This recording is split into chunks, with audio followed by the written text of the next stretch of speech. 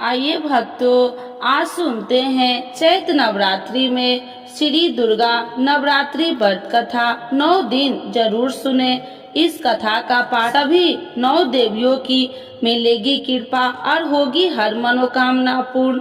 तो एक बार बोलिए प्रेम से दुर्गा महारानी की जय, भगवती माता की जय। श्री बृहस्पति जी बोले, हे ब्रह्मा जी, आप अत्यंत बुद्धिमान, सर्वशास्त्र और चारों वेदों को जानने वाले में श्रेष्ठ हो। हे प्रभु, कृपा कर मेरा वचन सुनो। चैत्र, आश्विन, माघ और आषाढ़ मास के शुक्ल पक्ष में नवरात्र का व्रत और उत्सव क्यों किया जाता है? हे भगवान, इस व्रत का फल क्या है? किस प्रकार करना उचित है? और पहले इस व्रत को किसने किया, सो विस्तार से कहो। श्री बृहस्पति जी का ऐसा प्रश्न सुनकर ब्रह्मा जी ने कहने लगे, हे बृहस्पति देव, प्राणियों का हित करने की इच्छा से तुमने बहुत ही अच्छा प्रश्न किया है। जो मनुष्य मनोरथ पूर्ण करने वाली दुर्गा महादेवी, सूर्य और नारायण को ध्यान करते हैं, वे मनुष्य धन है। यह नवरात्र व्रत संपूर्ण कामनाओं को पूर्ण करने वाला है। इसके करने से पुत्र चाहने वाले को पुत्र, धन चाहने वाले को धन, विद्या चाहने वाले को विद्या और सुख चाहने वाले को सुख मिलता है। इस व्रत को करने से रोगी मनुष्य को रोग दूर हो जाता है और कारागार में पड़ा हुआ मनुष्य बंधन से छूट जाता है। मनुष्य की तमाम विपत्तियां दूर हो जाती है और उसके घर में संपूर्ण संपत्ति आकार उपस्थित हो जाती है। बंधिया और काक बंधिया के इस व्रत के करने से पुत्र हो जाता है। समस्त पापों को दूर करने वाले इस व्रत के करने से ऐसा कौन सा मनोरथ है जो सिद्ध नहीं हो सकता? यदि व्रत करने वाला मनुष्य सारे दिन का उपवास न कर सके तो एक समय भोजन करे और उस दिन बंधावों सहित नवरात्रि व्रत की कथा श्रवण करे। हे बृहस्पति देव, जिसने पहले इस महाव्रत को किया है, उसका पवित्र इतिहास मैं तुम्हें सुनाता हूँ। तुम सावधान होकर सुनो। इस प्रकार ब्रह्मा जी के वचन सुनकर बृहस्पति जी श्री ओम बोले, हे ब्राह्मण, मनुष्य को कल्याण करने वाले इस व्रत के इतिहास को मेरे लिए कहा। मैं सावधान होकर सुना। श्री ओम रहा हूँ, आपकी शरण आई हूँ, मुझ पर कृपा करो। ब्रह्मा जी बोले, पीठित नाम के मनोहर नगर में एक अनाथ नाम का ब्राह्मण रहता था। वह भगवती दुर्गा का भक्त था।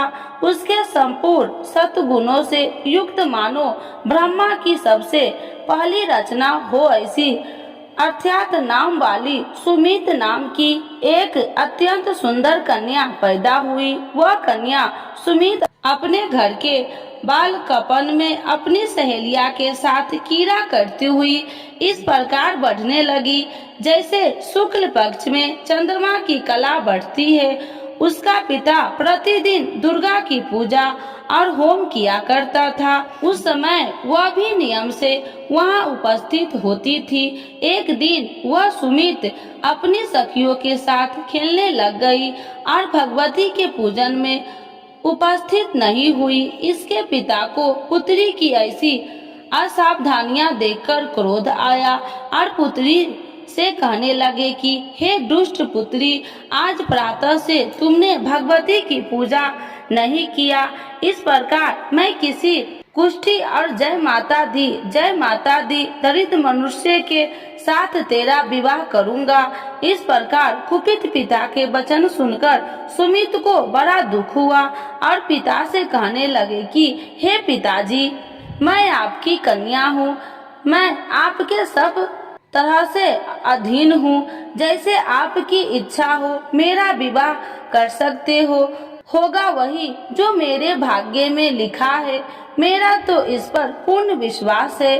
मनुष्य न जाने कितने मनोरथ को चिंतन करता है, पर होता वही है जो भाग्य में विधाता ने लिखा है। जो जैसा करता है उसको फल भी उस कर्म के अनुसार ही मिलता है, क्योंकि कर्म करना मनुष्य के अधीन है पर फल देव के अधीन है।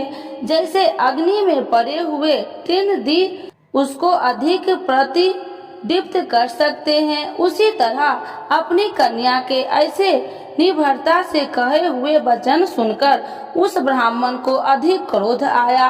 तब उसने अपनी कन्या का एक कुष्ठी के साथ विवाह कर दी और अत्यंत क्रोध होकर पुत्री से कहने लगे कि जाओ जाओ, जल्दी जाओ, अपने कर्म का फल भोगो। देखो केवल भाग्य में भरोसा पर रहकर क्या करती है। इस प्रकार से कहे हुए पिता के कुटु वचन को सुनकर सुमित अपने मन में विचार करने लगे कि अहो मेरा बड़ा दुर्भाग्य है जिसने मुझे ऐसा पति मिला है। इस तरह अपने दुख का विचार करती हुई वह सुमित अपने पति के साथ वन चली गई और भयानक वन में कुशा युक्त उस स्थान पर उन्होंने वह रात बड़े कष्ट से व्यतीत की। उस गरीब बालिका की ऐसा दशा देखकर भगवती पूर्व पुण्य के प्रभाव से प्रकट होकर सुमित से कहने लगे कि हे ब्राह्मणी, मैं तुम पर प्रसन्न हूँ, तुम जो चाहो वरदान मांग सकती हो। मैं प्रसन्न होने पर मनोवांछित फल देने वाली हूँ। इस प्रकार भगवती दुर्गा का वचन सुनकर ब्राह्मणी कहने लगे कि आप कौन है जो मुझ पर प्रसन्न हुई हो। यह सब मेरे लिए कहा और अपनी कृपा दृष्टि से मुझ दासी को कृतार्थ करो। ऐसा ब्राह्मणी का वचन सुनकर देवी कहने लगे कि मैं आदि शक्ति हूँ और मैं ही ब्रह्मा विद्या हूँ और सरस्वती भी हूँ। मैं प्रसन्न होने पर प्राणियों को दुख दूर कर उसको सुख प्रदान करती हूँ। हे ब्राह्मणी, मैं तुम पर तेरे पूर्व जन्म के पुण्य के प्रभाव से प्रसन्न हूँ। तुम्हारे पूर्व जन्म का वृत्तांत सुनाती हूँ, सुनो।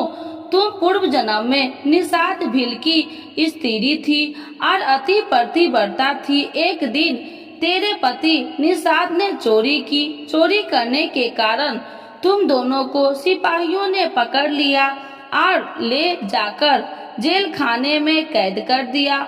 उन लोगों ने तेरे को और तेरे पति को भोजन भी नहीं दिया।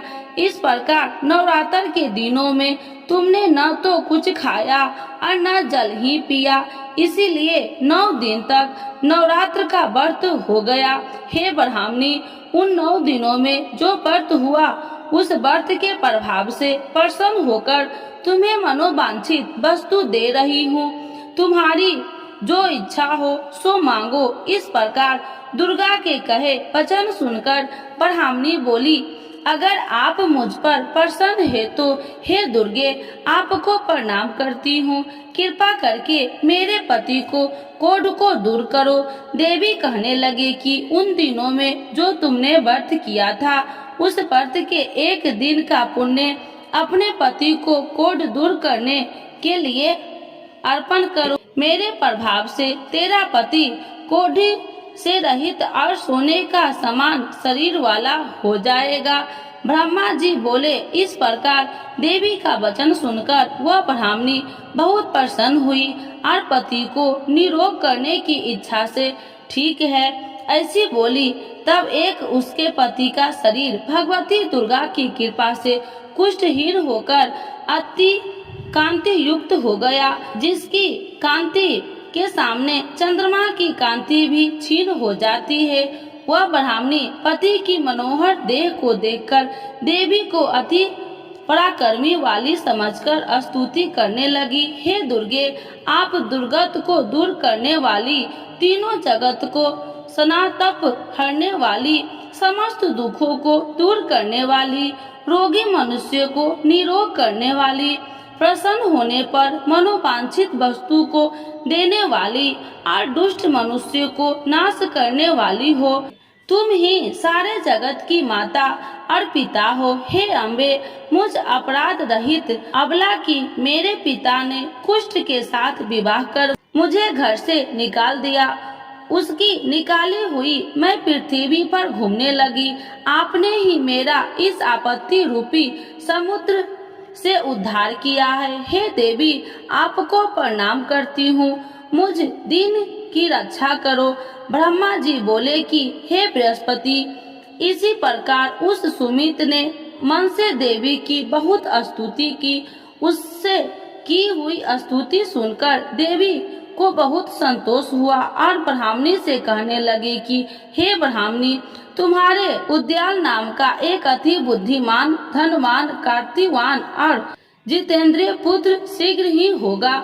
ऐसा कहकर वह देवी उस ब्राह्मणी से फिर कहने लगी कि हे ब्राह्मणी, और जो कुछ तेरी इच्छा हो वही मनोवांछित वस्तु तुम मांग सकती हो। ऐसा भगवती दुर्गा का वचन सुनकर सुमित बोली कि हे भगवती दुर्गे, अगर आप मेरे पर प्रसन्न है तो कृपा कर मुझे नवरात्रि विधि बताइए। हे दयावती, जिस विधि से नवरात्र व्रत करने से आप प्रसन्न होते हैं, उस विधि और उसके फल को मेरे लिए विस्तार से वर्णन करें। उस प्रकार ब्राह्मणी के वचन सुनकर दुर्गा कहने लगी कि हे ब्राह्मणी, मैं तुम्हारे लिए संपूर्ण पापों को दूर करने वाली नवरात्र व्रत विधि को बतलाती हूँ, जिसको सुनने से तमाम पापों से छुटकारा, मोक्ष की प्राप्ति हो जाती है। आश्विन मास के शुक्ल पक्ष की प्रतिपदा से लेकर 9 दिन तक विधि पूर्वक व्रत करे। यदि दिन भर का व्रत न कर सके तो एक समय का भोजन करे। पढ़े लिखे ब्राह्मणों से पूछकर घट स्थापना करे और वाटिका बनाकर उसको प्रतिदिन जल से सींचे। महाकाली, महालक्ष्मी और महासरस्वती की मूर्तियां बनाकर उसकी नित्य विधि सहित पूजा करे और पुरुषों से विधि पूर्वक अर्घ्य दे। बिजोड़ा के फूल से अर्घ्य देने से रूप की प्राप्ति होती है। जय फल से कीर्ति, दाख से कार्य की सिद्धि होती है। आंवले से सुख और केले के भूषण की प्राप्ति होती है। इस प्रकार फलों से अर्घ्य देकर यथा विधि हवन करे। खंड, घी, गेहूं, शहद और तिल, बिल्व, नारियल, दाख और कदम, इनसे हवन करे। गेहूं होम करने से लक्ष्मी की प्राप्ति होती है। खीर व चंपा के पुष्प से धन और रत्नों से तेज और सुख की प्राप्ति होती है। आंवलों से कीर्ति और केले से पुत्र हो। कमल से राज, सम्मान और दुखों से सुख संपत्ति की प्राप्ति होती है। व्रत करने वाला मनुष्य इस विधान से होम कर आचार्य को अत्यंत नम्रता के साथ प्रणाम करे और यज्ञ की सिद्धि के लिए उसे दक्षिणा दे। इस महाव्रत को पहले बताई हुई विधि के अनुसार जो कोई करता है उसके सब मनोरथ सिद्ध हो जाते हैं। इसमें तनिक भी संशय नहीं है। इन 9 दिनों में जो कुछ दान आदि किया जाता है उसका करोड़ों गुना फल मिलता है। इस नवरात्रि के व्रत से अश्वमेध यज्ञ का फल मिलता है। हे ब्राह्मणी, इस संपूर्ण कामनाओं को पूर्ण करने वाले उत्तम व्रत को तीर्थ, मंदिर अथवा घर में ही विधि के अनुसार करे। ब्रह्मा जी बोले कि हे बृहस्पति देव, इस प्रकार ब्राह्मणी को व्रत की विधि और फल बताकर देवी अंतर ध्यान हो गई। जो मनुष्य या स्त्री इस व्रत को भक्ति पूर्वक करता है वह इस लोक में सुख पाकर अंत में दुर्लभ मोक्ष को प्राप्त होता है। हे बृहस्पति देव, यह दुर्लभ व्रत का महात्म्य मैं तुम्हारे लिए बतलाया है। ऐसा ब्रह्मा जी के वचन सुनकर बृहस्पति देव जी आनंद के कारण रोमांचित हो गए और ब्रह्मा जी से कहने लगे, हे ब्रह्मा जी, आपने मुझ पर अति कृपा की जो अमृत के समान इस नवरात्रि व्रत का महात्म्य सुनाया है। हे प्रभु, आपके बिना और कोई इस महात्म्य को सुन सकता है। ऐसा बृहस्पति जी के वचन सुनकर ब्रह्मा जी बोले कि हे बृहस्पति देव, तुमने सब प्राणियों का हित करने वाले इस व्रत अलौकिक व्रत को पूछा है, इसीलिए तुम धन्य हो। यह भगवती शक्ति संपूर्ण लोकों को पालन करने वाली है। इस महादेवी के प्रभाव को कौन नहीं जान सकता है। तो एक बार बोलिए प्रेम से दुर्गा महारानी की जय, नव दुर्गा माता की जय, भगवती माता की जय।